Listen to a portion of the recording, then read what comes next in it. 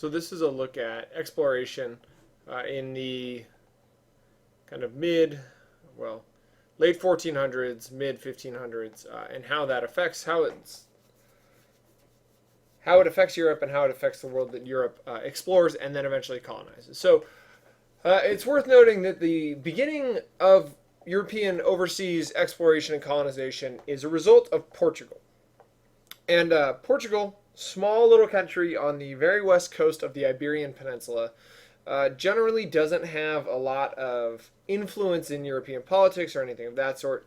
But they are super influential here. So while Spain is trying to finish their Reconquista, and that doesn't happen for a while, Portugal is kind of expanding a little bit off the Iberian Peninsula and into North Africa. And they actually capture a city named Ceuta. And that's in North Africa from the Muslims. And this is an important trade destination because at this point, anything that was coming from sub-Saharan Africa, so Africa below the Saharan desert, would come up along caravans through the Sahara and then would leave basically from Ceuta and go into the Mediterranean and into Europe that way. And the Muslims in the Ottoman Empire, they had controlled that region. And so now Portugal came along and controlled it. And one of the people who was there was Prince Henry the Navigator. And Prince Henry the Navigator was like the third son of the king of Portugal. And this kind of gave him this idea that exploration and colonization was going to be a good thing and could have lots of benefits for Portugal. And so he kind of leads the way in this expansion of Portuguese influence. And so he personally finances and sponsors a navigational school in Lisbon, in Portugal, where he's really trying to expand understanding of the seas and of charts and how people can explore. And so he brought in tons of foreign sailors, mostly Italians, because Italians had the most experience in terms of sailing around the Mediterranean. They were kind of the best sailors at the time. In fact, most of these, or a large number of these famous sailors are Italian, including Christopher Columbus. And his goal was to expand his influence in Africa, and then also in the Indian Ocean. And those two trades have been dominated by Muslims for a long time. And Henry the Navigator realized that he had a chance to get a slice of that pie and to gain wealth by exploration. So he started doing so. He started financing these trips. And there were the main reasons for exploring was wealth. Specifically two items. One is precious metals, that is gold and silver, but also access to the spice trade. The spice trade, spices from India, would come across the Indian Ocean and would go through the Arabian Peninsula and then would be loaded onto Italian merchant ships. And so Portugal and other countries later realized they could cut out this Italian middleman and thus reduce their costs and then make a lot of money by increasing taxes and being the ones that controlled this network. So that is what they really were hoping to do. Initially, the exploration was along the coast of Africa and then towards the Indian Ocean. Other reasons they gave was for God. Essentially, in order to cover up what was an unethical and kind of horrific thing to be doing, we want to steal all your stuff. They justified it by saying, well, we want to convert the natives. We want to save them. We want them to have their souls go to heaven. And so this was their justification for what they were doing, not just trading, but in fact colonizing and conquering. And that's not really a good thing. And then the other thing is they wanted to glorify their country, and specifically the monarchs and princes who funded their expeditions. So if you were a king and you sent various people out and they came back and were the first to discover this island or set up a trading post here, it brought you a lot of prestige and it brought you a lot of power, and it also gave you a chance to name things, which was also influential. So it was all about seeing how you could increase your influence at the cost of kind of everyone else's expense. So gold, God, and glory are the reasons. Why this exploration is able to happen is there's a series of technological advances that dramatically transform the way things are done on the open seas. And the first is cannons. So cannons suddenly make older fortifications obsolete because they can blow through those walls very quickly. It also makes it a lot easier to blow up other ships. Before cannons, basically the way you would sink an enemy ship is by ramming it. Um, so there you have that. But now you got a cannon, so you can attack it from farther away, less likely to damage yourself. Blowing things up is always fun. It's also an impressive display to someone who's never seen a cannon before, and it kind of scares a lot of different groups into submission without a fight. So that's why the cannon's useful. Another thing that's developed at this time is a different type of ship known as a caravel. It's a smaller ship. It's three-masted, but it's shorter, but it's deeper. It's got a cargo hold. It's got multiple levels instead of just one open air galley as it used to be. And so the caravel is super important in allowing for cargo room in order to bring back all the gold and spices that you were stealing from the natives and occasionally slaves, as it may be. And then two navigational tools really change everything. First is a magnetic compass, so you knew where you were going. Like, am I going west or north or south? And that's helpful, so you actually have an idea of where you're going. And then secondly is the astrolabe, which helped you know your latitude. So you would know how far north or south you were, and then you could adjust your course using the compass to aim further north or south. This doesn't solve the east-west problem, but it solves the north-south problem, which is super beneficial for people who are exploring at the time. So we've got that. And so as Henry is taking advantage of all of these and sponsoring all of these early expeditions, we should recognize a few of them. The Portuguese explorers begin by going down the west coast of Africa. It's known as the Gold Coast because there's a lot of gold there. There's also a lot of money to be had in slave trade and various other trades. And so they set up trade posts and forts all along the continent and the coast. The Portuguese do a little bit differently than other countries. Other countries expanded and tried to set up big colonies where they would send people to resettle. The Portuguese just are interested in setting up trading posts and then forts to protect those trading posts in order to make as much money as possible. They didn't have as large of a population, and so they weren't as interested in that kind of expansion and land grab as other nations were. This then allowed the Portuguese to control the gold trade into Europe. It turns out that loading a ton of gold onto a ship and sailing it is cheaper than loading a bunch of gold onto camels and marching them across the Sahara. Safer, cheaper, and quicker. And so this then allowed the Portuguese to get fantastically wealthy and bring in all the gold that they could into Europe, which eventually is going to be problematic, but for now that's what we've got going on. In 1487, Bartholomew Diaz rounded the Cape of Good Hope. That's the very southern tip of Africa. He got around that and into the Indian Ocean. He had to turn back because really bad weather. And I think mutiny as well. His crew was kind of not happy with him.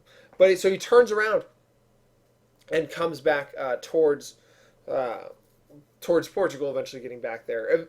After him, Vasco da Gama is the first Portuguese explorer to reach the coast of India and set up trade routes. So he goes down the western coast of Africa, up the eastern coast, across Arabia, and over to India. And there he sets up a trading route and trade posts and forts to protect them. He uses cannons to defeat the Arab sailors in the Indian Ocean and kind of beats them back by blowing up their ships. But this is the way in which Portugal is able to seize control of this, is by being technologically superior to their enemies and just dominating with the use of cannon. So Henry's kind of navigation pays off. And then in 1492, we see this shift where Portugal starts to take a little bit of a backseat. And I should note that Portugal also explores into the Atlantic a little bit. They colonize the Azores and the Canary Islands out in the Atlantic a touch. But in 1492, they take a backseat because Christopher Columbus comes sailing along. And he is searching for a shortcut to Asia, and instead lands himself in the Caribbean because he doesn't understand how large the Earth is. He knew it was round, he just didn't know how large it was. And so he lands in the Caribbean and says, well, this is a fine place. He sails back a couple more times, and in that he forcibly subjugates the people of Hispaniola, the Taínos who are living there, and essentially eradicates them. And we'll come back to Columbus in a little bit to see his impact, as we recall it. After this, there are later explorers and then what we call conquistadors. The first to circumnavigate the world is Ferdinand Magellan, and he goes to go all the way. Circumnavigate means go all the way around. He sets off to do that in 1519. He dies in the Philippines, but his crew makes it all the way around, kind of barely, limping home with almost everybody dead. But they do make it, and they are credited as being the first to go all the way around the world. And they realize in this exploration that the world is so much bigger than Christopher Columbus thought, that he was, in fact, in addition to being a big jerk, a big dummy. After this, Spain decides that they are going to continue their colonizing and conquering efforts in Central and South America. And the two who lead the charge in that are Hernan Cortes and Francisco Pizarro. Cortes conquers the Aztecs and Pizarro conquers the Inca. Both of them use trickery, both of them use disease, and both of them use guns, horses, and armor to quickly defeat these massive empires. But it's worth noting that it's not like they just show up and this small little band of 300 defeats them, as it's often portrayed.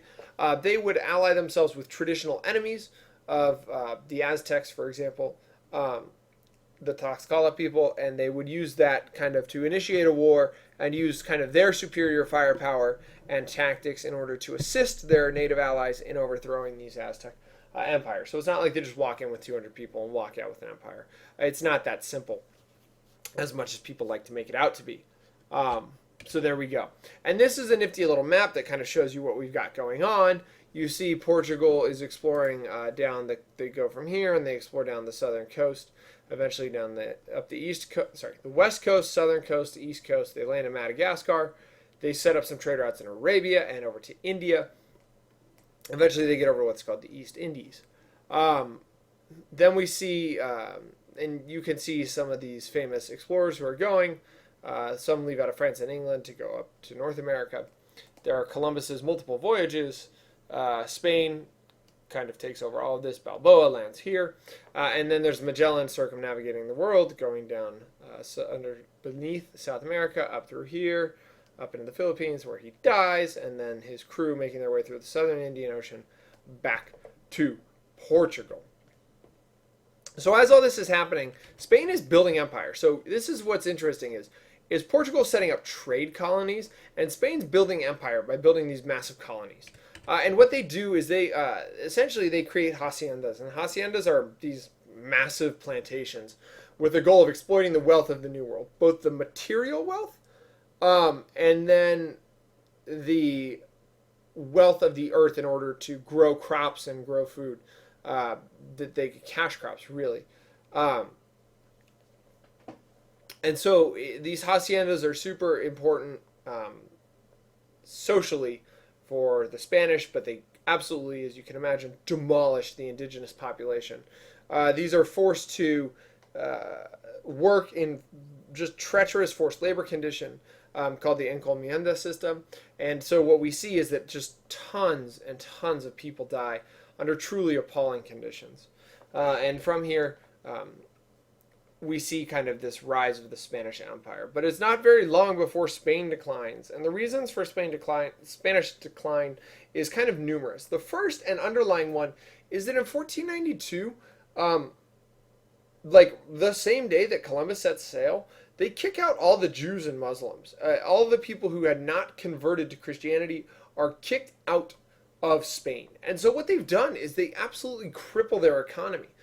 Because a lot of their best workers, a lot of their middle class are Jewish and Muslim, and suddenly you kick them out and you lose their skills, you lose their talent, and you lose their productivity. So much of Spain, because it was so involved in this Spanish Inquisition and this revitalization of Catholicism, so many Spaniards were dedicated to contemplative lives of being nuns or monks or non-productive, non-fiscally productive members of society. That kicking out your fiscally productive members of society leads to like truly problematic changes, and this in turn leads to runaway inflation. In part, well, it's happening before, but then it's exacerbated by the all the silver from the New World that's coming over. Prices are out of control, and so what used to be worth, a piece of land that used to cost, 10 gold marks suddenly costs 10,000 gold marks, and your fortunes are wiped away. because it had become so commonplace, and inflation was such a problem. And they had no sense of economics at this time. Economic theory was really underdeveloped, and so they were unable to fix this problem. So we see runaway inflation that just cripples the Spanish economy. Then they get themselves involved in expensive wars, not the least of which is their war with the Netherlands, trying to keep them in. Of course, they are wildly unsuccessful, and the Netherlands gains their independence not very long after this. And then the final, the coup de grace, is the defeat of the Spanish Armada in 1588. This massive, super expensive war fleet that is sent to kind of re-Catholicize England is defeated by the English Navy, and then never again really threatens, Spain never again really threatens to become a predominant power in Europe. They're always there, they're always wealthy and relatively powerful, but they are no longer the top dog. And that's a result of all of these things. And the last, probably the most lasting legacy of all this exploration is what's known as the Columbian Exchange. And it's a biocultural, biosocial kind of exchange between these two continents of Europe and the Americas. And what it is that flora and fauna, so plants and animals, as well as diseases and ideas, are going both ways across the Atlantic Ocean. Some of these things going from Europe to the Americas, some going from the Americas to Europe, and in this exchange, you have what is known as the Columbian Exchange. And this ends up being super beneficial for the Europeans, but absolutely catastrophic for the native populations. Estimates are that up to 90% of the native population is killed by diseases brought by the Europeans. So we see just complete and utter breakdown of social order as a result of these diseases. And you can see some of these things that we take as being super important are going over. So from the Americas to Europe, we have sweet potatoes, peppers, tobacco, which later becomes a super cash crop, potatoes and vanilla, peanuts, things of this sort. And coming from Europe to the Americas, you have citrus fruits, you have coffee beans, peaches and pears, sugar cane, and again, that's going to be later on that becomes problematic because slaves. And then you have cattle, sheep, pigs, and horses coming over. Turkey's going to Europe. But this is the big one over here, is the amount of disease that comes from Europe, Africa, and Asia to the Americas that the indigenous population is just completely unprepared to deal with. And that's smallpox, influenza. I mean, these sorts of things just absolutely devastate the indigenous population. And it's worth noting that as we talk about this exploration, we need to be very careful about doing great man history and really glorifying these explorers. Because sure, what they did took lots of courage, and what they did is important in history. But the consequences are that millions and millions of human beings died. And so it's worth just remembering that as a result of this Columbian Exchange. It's worth remembering that occurred in addition to all the other good.